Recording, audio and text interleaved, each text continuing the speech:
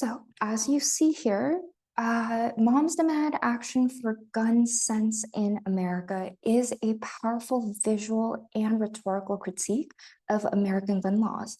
So I'm not sure how everyone is familiar with the current gun laws of the US so far, but in the recent years, there has been a lot of criticism due to the lack of restriction, especially in classrooms due to school shootings. So from here, it's very obvious that the purpose is to criticize these gun laws.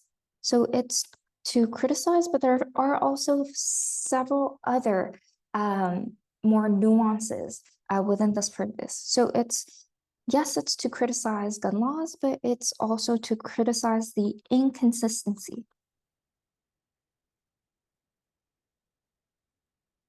of these American safety laws, particularly because it's comparing Kinder eggs, which is, if you're not familiar, it is a chocolate treat that was actually banned for posing a kind of a choking hazard to children, while assault weapons remain kind of accessible still very much freely till now.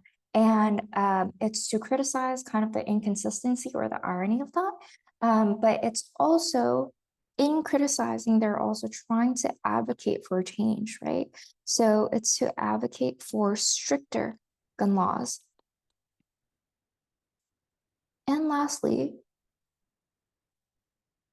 it's also for a call to action, right? So it's to prompt public reflection, but also public outrage,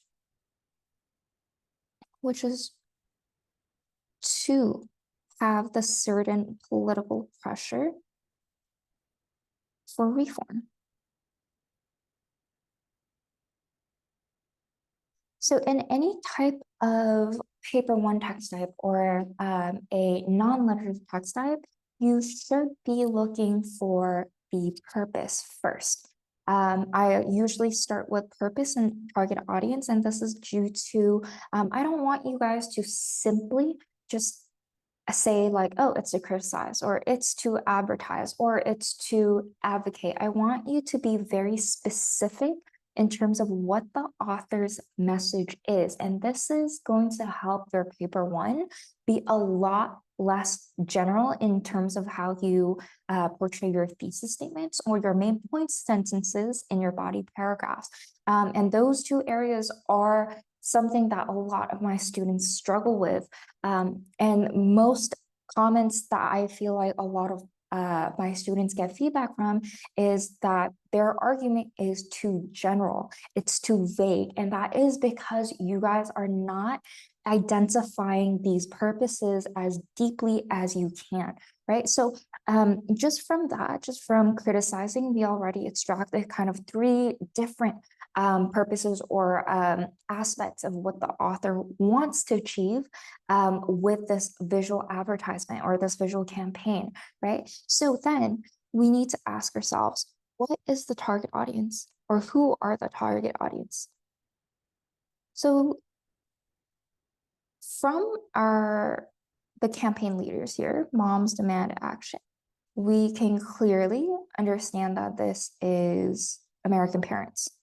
And I do want you to specify for this specific campaign that they are targeted towards Americans, because this is something related to their gun policy, right? It's only existing in that region. Therefore, we have to say that they are American parents because they're the most affected. They're teachers, American teachers, right? In either public or private schools. Also, the students themselves, right? Who are most impacted by these gun laws. This is a little bit specific, but moving on to kind of like the general audience, it would be the voters or the general public of the US. So why do I specify voters within the general public? I say this because voters are the ones who actually have the power to change policy, right? They can vote on certain regional policies, or a national at large, in order to make certain impacts to change or reform these gun laws. And lastly, you can even go as far to say, oh, this might also impact or target policymakers and the government, right?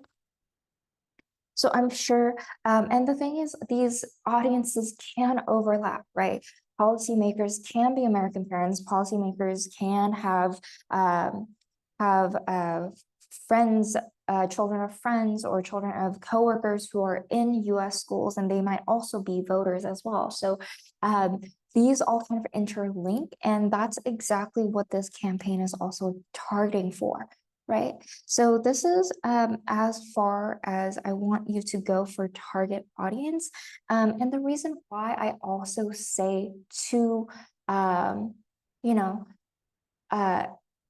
identify these target audiences specifically is because eventually all your analysis is going to lead back to how this author, how this campaign appeals to the audience, right? Because your natural analysis chain should be starting from a device onto your quote or evidence, and the impact of that evidence, right?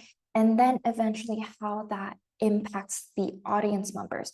That is the full analysis that you should be putting down, and that builds up into 3 or 4s into a body paragraph to support your main sentences or main topic sentences, right? So your ability to distinguish who the audience is also going to impact the depth of your analysis. And that is why I am very, very strict on the nuances of the purpose and the nuances of the target audience that you identify before you even go into your general analysis of the visual and the textual devices. All right. So let's start with the visual analysis a little bit. So we'll talk about the most obvious thing here, right? The most obvious here is the juxtaposition. So why do I say this? We say that this is the most striking feature of this ad/campaign because there is a stark contrast between the two children, right? So the boy on the left is holding the Kinder Egg, like I said, and it's a harmless chocolate treat kind of banned in the US for safety reason, right? So this is currently banned. And the girl on the right is actually holding this assault rifle, right? And this is, the Kinder Egg is banned, but the assault rifle remains legal and accessible. And this is actually not a certain part of the US, it's actually still accessible in many parts of the US. So this visual contrast is very much shocking because it forces the viewer to reconsider the societal priorities that US has, right? The deliberate pairing of the weapon of violence, right, with a banned sweet treat creates cognitive dissonance, right? It's strengthening the impact of the message that there is something wrong here, right? It's ironic because something as harmless as chocolate was posed as a choking hazard. But it's ironic that US was so quick to ban such a sweet treat, whereas assault rifles and guns, which have been causing harm for decades, even centuries, have not been banned yet, right? So it's drawing on that irony, right, which enhances the author's message of the first purpose, right? It's trying to criticize the US policies, right? And I also want you to identify another juxtaposition or contrast. And something that a lot of kids skip out on is analyzing the visual setting of the photograph that we see that's used usually in advertisements, right? So in this specific campaign, we can kind of see that these two children are sort of in this school setting, right?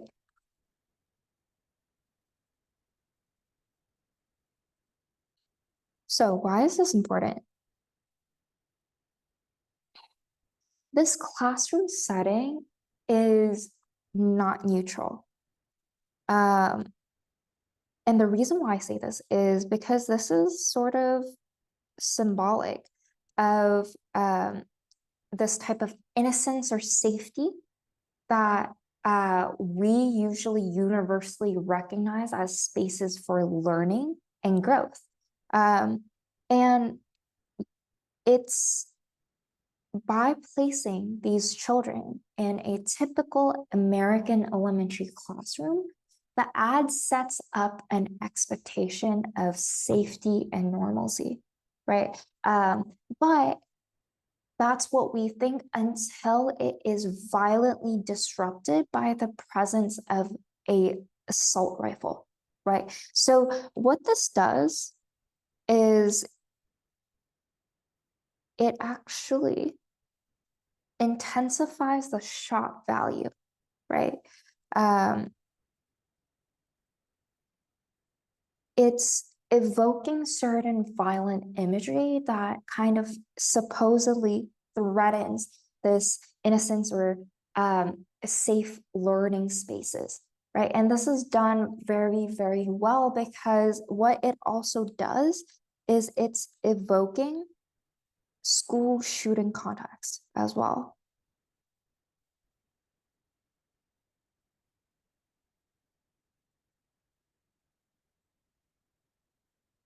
So given the ongoing crisis of school shootings in US, the choice of setting is highly loaded and it's kind of emotionally charged as well. So you can definitely link that up with pathos, right?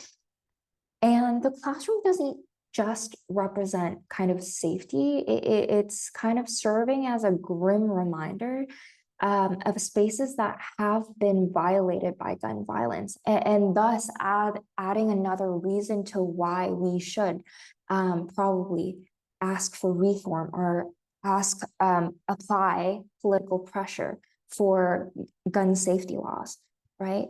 And if you see here, this contrast is highlighted by the facial expression and the body languages of these two children portrayed, right? Look at the facial expression of both children. They're not smiling, they are emotionless, and they're both kind of calm. And there's actually two reasons for this, right? Yes, it's adding the stillness to the image, which enforces our visual attention to the things that they are carrying, right? The assault rifle and the Kinder Egg. But it is also, the second reason is mostly due to how normal this has become, right? They are both unsurprised holding these two items, right? And it's especially the girl on the right, she's holding the gun with a sense of normalcy, as if it belongs to her, right? So it's suggesting how normalized gun culture has become, right? So the boy cradling the Kinder Egg almost kind of like protectively, it also does emphasize the ridiculousness of labeling this, chocolate as a threat, just policy-wise. And it does add, this expression does add to the pathos that we talked about, right? Because it's evoking strong emotions like anger, also confusion, right? Concern for children's safety, and also kind of there is an feeling of ridiculousness, right? That something as small and harmless as chocolates has been labeled as very harmful enough to change American laws, while something that's very obvious, which is quite literally a symbol of violence like guns, have not been, right? So it's definitely through pathos trying to also highlight this irony, right? Highlighting the absurdity of American legal absurdity.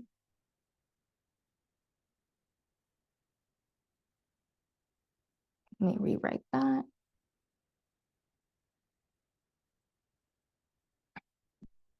Of the American legal contradictions.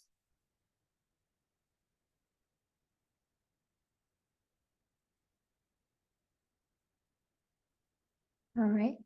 So this contrast with the setting and the emotions, the emotionless faces of the children, and this contradiction of the Kinder Egg and the guns all kind of lead up to this as well. So it keeps the focus on the children and their objects, right? So now let's look at the copy, otherwise the text of this campaign.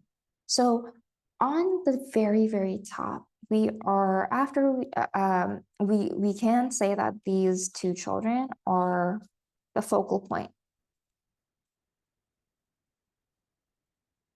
And focal point is usually it's the device that we use to describe that one spot visually where our eyes go to first, where our eyes are drawn to first, right? And after our eyes are drawn to this children, right, our vision kind of goes up to this copy, right? It says, one child is holding something that's been banned in America to protect them. Okay, guess which one? So let's go with the first line. This line of one child is holding something that's been banned in America to protect them. It's using sarcasm and irony to emphasize the illogical legal priority. So again, right, it's irony plus sarcasm or sarcastic tone, right? And this is for illogical legal priorities.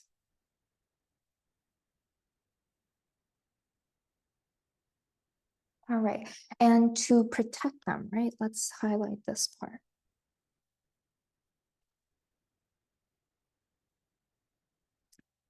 This is underscoring the irony specifically, right? Guns are framed as protective by law, yet they are the real danger, right? And it's highlighted in black, right? Let's look at the typography, right? It's bold, it is in all caps. It's also using like the color, right?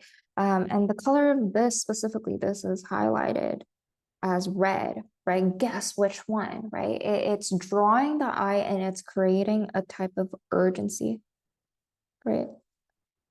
And it does absolutely enhance the absurdity that the audience should feel when they kind of look at the Kinder Egg and the gun and say like, oh, everyone knows the answer, which is we actually banned this chocolate instead of the assault rifle that is the epitome of violence, right?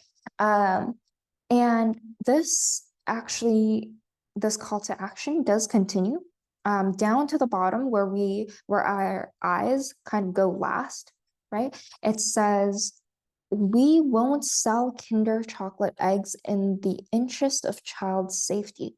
Why not assault weapons? Okay, so why is this call to action? It's posing a rhetorical question, right? Why not assault weapons? Right? Oh. Or question.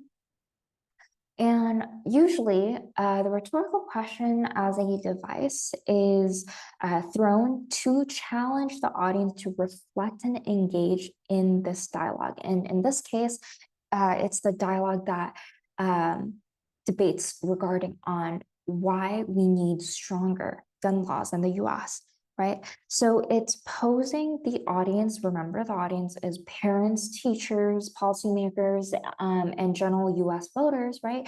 To reflect on why the gun laws have not been reformed yet, right? So it's exposing also the hypocrisy of the US government by drawing attention to the legal inconsistencies in the child safety logic, right? So as far as we know, the US government said, oh, Kinder chocolate eggs, they should be banned because of this one lawsuit where a child has choked on the small toys that these Kinder eggs contain. And they were really quick to ban these, right? But if we care so much about child safety laws, why have we not addressed the pressing issue of these assault weapons being too accessible, too easily accessible, which leads to school shootings almost every day in multiple states in the US, right? So it's drawing attention to the legal inconsistencies, right? It's definitely playing on the pathos, but also it's causing to reflect and engage. So this advertisement is an absolute masterclass in visual rhetoric, right? It uses minimal imagery.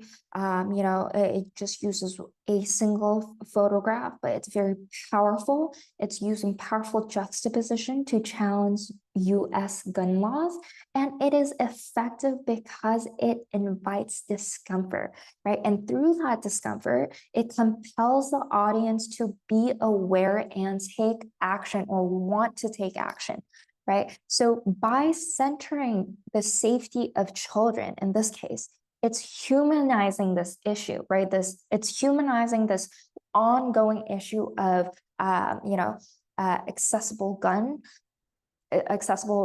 guns and also, very, very weak gun laws.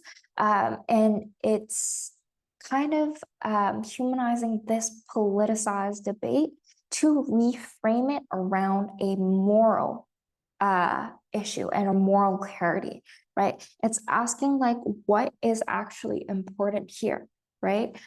So I feel like that is something that you quite want to link together. And remember, the reason why I'm linking all of these up, right, is because most likely for paper one, it's asking you to interlink images or your visuals with the textual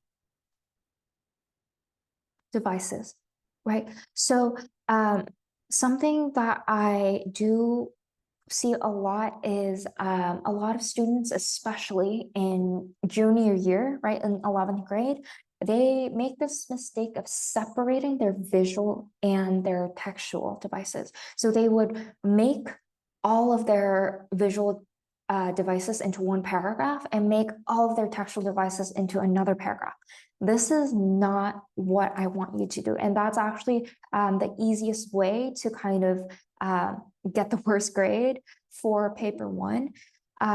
What IB examiners want to see is you saying that this visual, for example, for this campaign, the visual juxtaposition of the gun rifle and the Kinder Egg links up with the copy, right? It links up with the title of one child is holding something that's been banned in America. They link together and they actually impact one another, and you are supposed to synthesize those effects to a certain audience impact, right? So in this case, the visual juxtaposition and the slogan acts together in order to have this appeal to emotion, right? This emotional impact and draw irony of the US gun laws in order to make the audience reflect, right? To make them feel like this is ridiculous and therefore they want to advocate for change,